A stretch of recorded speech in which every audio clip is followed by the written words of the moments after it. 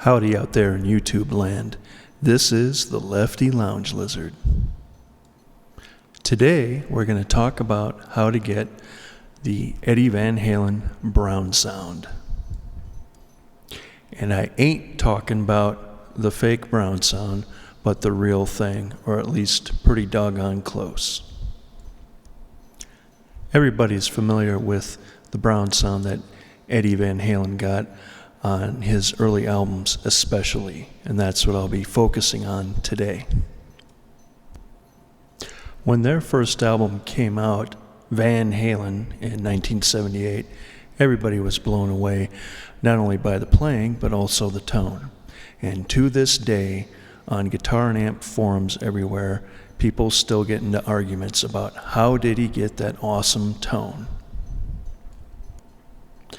Now, I'm a relative newcomer when it comes to seeking out the brown sound and how Eddie achieved that.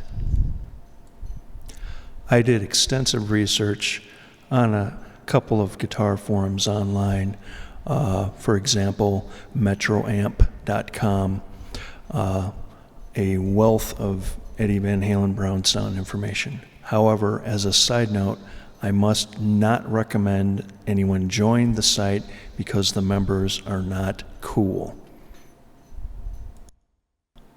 After trying out a handful of items with limited success, I stumbled across a couple of different items that led me to say, Eureka, there it is, the brown sound. There are three basic pieces of equipment that you need in order to achieve the real brown sound. Number one is the pickup. Now, the guitar's pickup that you're seeing in the video there, that is a bare knuckles VH2 bridge pickup. Now, that doesn't necessarily mean that you need a bare knuckles pickup, but what you do need is a PAF style A5 magnet, preferably, with a high 8 to low 9 DC ohms output. As a side note, I would go with the same style of pickup, but with an A2 magnet for the second album, but that's my preference. Now, the reason you want this kind of pickup, a low output pickup comparatively to a lot of the other pickups out there, including the DiMarzio Super Distortion, is its ability to retain clarity when distorted, as well as the ability to clean up real nice when you turn the guitar's volume down, which is something Eddie did do. You're not going to have the ability to turn the guitar's volume knob down and get a nice clean chimey tone with a high output pickup such as DiMarzio Super Distortion or the like. The second piece of gear that you need is a preamp designed around a TIS58 chip running at 22 to 24 volts. As you can see, my dog is pointing out the preamp in question. This preamp you see in front of you, the Badgerplex Trilogy, and the pedal above it, which I affectionately call my clown pedal, both feature a TIS58 running at 22 to 24 volts. Both pedals are based on the actual Echoplex EP3's preamp, the same Echoplex that Eddie Van Halen used. The reason you want one of these is because it imparts an interesting texture to the tone. It gives the treble a nice grind, it tightens up the bass, and it slightly scoops out the mid-range. You'd have to hear it. It's hard to describe, and you will hear it, but it is basically a tone enhancer. Now we're going to go to the amp section. On top is the Marshall, as you can see, and down below the red doohickey, if you will, with the lit up power light and the big giant black knob on top of it and the outlets sticking out, that's a Variact. The third item that you need is a Variact plexi-style circuit guitar tube amp. Now granted, Eddie used a 1200 series Plexi Marshall, but in my opinion, any plexi style circuit with roughly the same components. Variact will do the same and do the trick. The Marshall you see in front of you is actually a 90s JTM 45 reissue. I purchased it stock used about 10 years ago, and I modded it to be a real JTM 45 with KT66 tubes, a new output tranny, Mullard preamps, whole new point-to-point board, etc., the works. However, going back a few years, again, my Brown Sound Search, I modded the amp again and changed some more components, changed the BIOS, put 6C-A7 power tubes in there, so the amp is more like a super lead now than a JTM 45. I use Electro Harmonix 6C-A7s in my amp. 6C-A7, by the way, is the American nomenclature for the EL34. My amp is currently running at 100 volts with the Variact. I also biased the amp running at 100 volts to 40 milliamps for the power tubes. Now, what the Variact does is it imparts a smooth grind to the amp's distortion, which you'll hear during my playing demo. For today's demo, I'm running my rig as a slaved rig. The Marshall is slaved into the Fender, as you see there. For more information about slaving, see my first episode, EP01, Slaving. So let's follow the signal chain. We start with the guitar with the slightly overwound A5 PAF pickup. And all I'm going to be using today is the Badgerplex Trilogy, which is the Echoplex EP3 preamp featuring a TIS 58 chip running at 22 to 24 volts. By the way, let me add something to that. There are a lot of Echoplex preamp stomp pedals out there. A lot of them are fake. Take, for example, the exotic EP Booster. Sounds great, it's a nice tone enhancer, but it's not a real Echoplex EP3 preamp. In order to have an Echoplex EP3 preamp, you must have the TIS 58 chip running at 22 to 24 volts. Let's keep that in mind. So from the pedal board, the signal goes into the Marshall in the upper left input. On the back of the Marshall are two speaker output jacks. One of those jacks goes into the hot plate, which is set to load. The other speaker output jack goes into the line out box, which you can see on the right.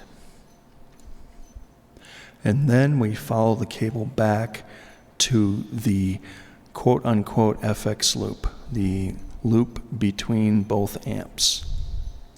All I'll be using today is the Strymon El Capistan set to 1 repeat, and of course the MXR Smart Gate for noise suppression.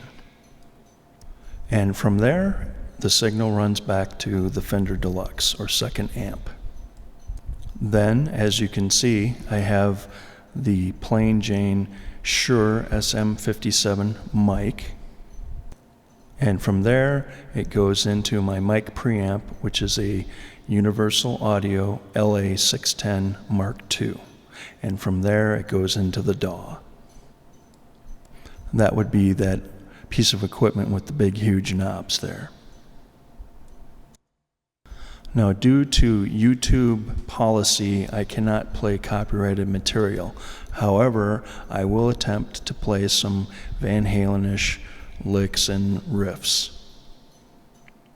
Keep in mind, however, that I do have some actual recorded, engineered clips that feature this tone here in its proper environment.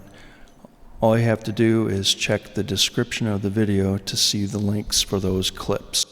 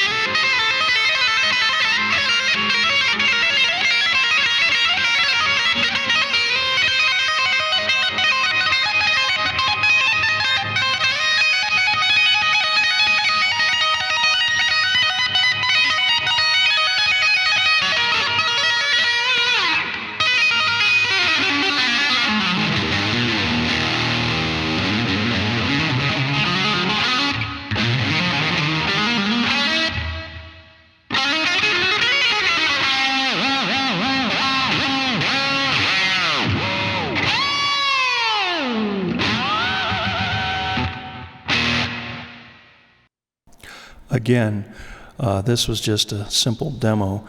If you really want to try to make the decision whether or not this tone hits the mark or not, feel free, again, to check the description on the video page to find the links to clips that feature this tone in its proper environment. I believe they sound very close. Let your own ears be the judge.